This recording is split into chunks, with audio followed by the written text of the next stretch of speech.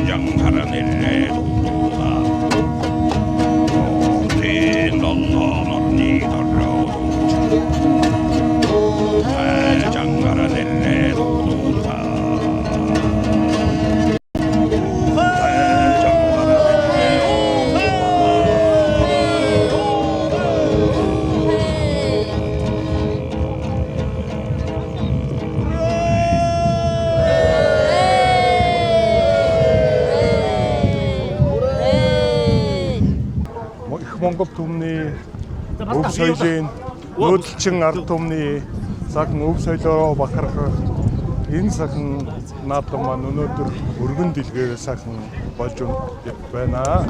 Энэ жилийн одоо намрын ихэнх сар энэхүү сайхан тааж харахныхаа бил энэхүү дэлхийн нүүдэлчдийн энэхүү том фестивал наадам ингэж арга хэмжээ маань маш сайхан зохион байгуулагч одоо олон аймгаас маань одоо маш сайхан бэлэг авьяастан ардын өв соёлын өвлөн уламжлагч нар нэм байна. Одоо бас их том наадам болдгоо.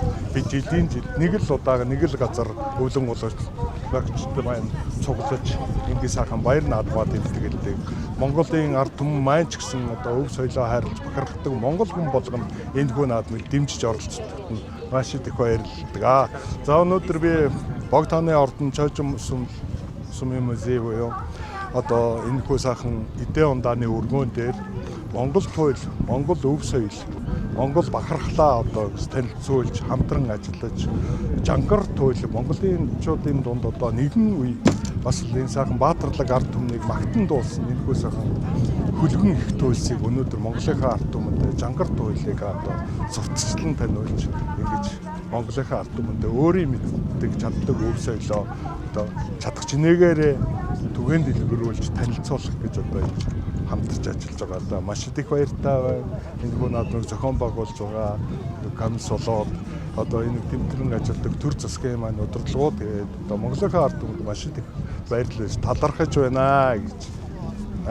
Таны хувьд ер нь хэддэх үеийн туйлч вэ? За би бол одоо зан буюу жилхэрийн үеийн одоо ааваас хүүд зөвхөн эцгээс хүүд дамжуулан үлдээдэг энэ туйл хэмээх өв соёлын одоо 9 дэх үеийн төлөөлөл байна.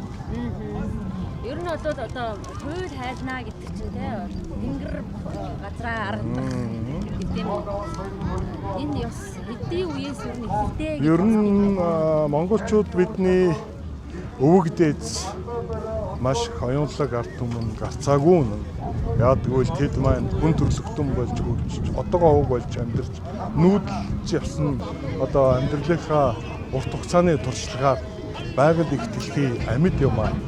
Энэ байгаль их дэлхийд хүн өөрөө харилцдаг юм байна. Хүн өөрөө байгалаас шорон мах, усан махбодоо авч тогтдог учраас энэ бидний нэгэн бие юм ба гэдгийг оюун төвдөөс маань аль эртээ тэр сайхан саруул гэгээндээ толдож, саруул гэгээндээ тунгааж, ингээд одоо газар нутгаа хайрлаж, газар нутгатаагаа харилцаж, энэ бүх туйл хэмээх сайхан зүйлээ хайлж, алтаа магтаал, гай магтаал, магтаалуудаа хайж, дуулж, ямар нэг юмд хайрлаж, хайр хүргэж, түүнийг уяраа чадсанараа их дэлхий бидэнд үр шимээ хайрладаг юм а гэдэг том философиг өгöd маань одоо маш ширтнээс нааш ойлгож ирсэн сар нар одныхоо мөчлөг тохиолоо хизээ сар нар мөч тохиох уу хизээ цагт хур орохгүй тохиолгоо яаж тайлах уу гэдгийг бүгднийг ингээд одоо саруул оюунда тунгааж энэ хөө байгаль их дэлхий дээрээ баян тасаг амьдэрч нүүдлийн одоо энэ сайхан ахуйндаа энэ байгалийнхаа хүч чадлыг ашиглаж ингэж ирсэн ард түмэн энийг хийж дагуу энэ оюуны биет бус соёлын өвөлд маш их дэлгэрүүлж эвс боломжтой ард түм юм аа. Энэ ихлийн толгой боолттой байгаа нь ямар учиртай юм бэ? Энэ одоо ихэл биш товшуур гэдэг хөгжим. Товшуур хөгжим гэдэг бол ерөөсөө туйлч хүнийг ганц одоо хөдөлж явдаг замчин гэсэн нэг үгэргэл унж яваа мөрнө гэж ойлгодог. Туйлын товшуурыг бол ер нь зан үйлүүд маш их олон газар өөр газрын зан үйлээр бол товшуурын толгой гэдэг бол одоо ерөөсөө дээрээсээ одоо жинхэнэ нөгөө оюун ухаан энерги эрчим хүчээ татдаг зүйл гэж ойлгодог. Тийм учраас энэ дээр одоо зуны дэлгэр цагт туйл хайлахад товшуурын толгойг заавал боосон байх ёстой. Өвлийн цагт одоо туйл хайлдаг боломжтой ялангуяа уран ард түмэн. Тэгэхээр зуны цагт хэрвээ туйл хайлах шаардлагаар бол товшуурын толгойг заавал бооддог ийм уламжлалууд байдаг. Энэ л бас нөгөө бидний газар дэлхийн тэнгэр нартаагаа шүтэлцээтэй холбоотой юм зан гэдэг маш их олон цаашаа ингэ задлаад ирвэл маш их байдаг. Учраас зөвхөн одоо зуны дэлгэр цагт ингэж товшуурын толгой бооддог боломжтой. Эрт үед бол одоо хэдэн сар жилээр одоо сараарч туйл хайлт байсан гэдэг ярьдаг тийм. Одоо орчин цагт хамгийн урттай таны хувьд жишээ. За одоо ер нь миний одоо уламжлалаар бол зөвхөн өвлийн 3 сар хаврын ихэнх сарын шинэ 15 хүрээ туйл хайлахыг цэрлдэг уламжлалтай байсан хүмүүс маань тэнгэр газар задардаг, тэнгэр зад болдог гэж. Тэгээд одоохондоо бол яг гоо бидний бас цаг үе өөрчлөгдөөд бас одоо хонон үнжин туйл хайлах байвчиг хонон үнжин сонсох хүн хийдэг билээ. Тэгэхээр бас одоо яг би миний хувьд бол нэг 24 цаг хайлдаг. Яг зан үйлээ гүйцэтгээд тийм учраас одоо нэг 24 цаг багтааж хайлж болдог. Туйлыг товчилж хайлна буюу гүйлгэж хайлдаг гэсэн нэрлэдэг учраас 24 цагтаа хайлдаг. Би одоо Монголын энэ өв соёлын архивд бол үндсэндээ 15 туйл бүтнээр нь хайлж бичүүлсэн. Тэгээ ерөнхийдөө нэг 780 цагийн төвчөө хвчлэг бол байж байгаа. Хүн одоо цаг үетэйгээ жоохон таруулж хайлах хэрэгтэй байна да. Нэгжгэл одоо 3 өдөр 3 шин хайлна. Тэгэл одоо сар жилээр хайлна гэвэл одоо тэрийг сонсдог энэ цаг үед хэдэн хүн байх вэ гэдэг нь энэ эндээсээ шалтгаалаад одоо цаг үетэйгээ тохируулж хайлдаг байна да тийм. Яа их гэдэг да. За баярлалаа.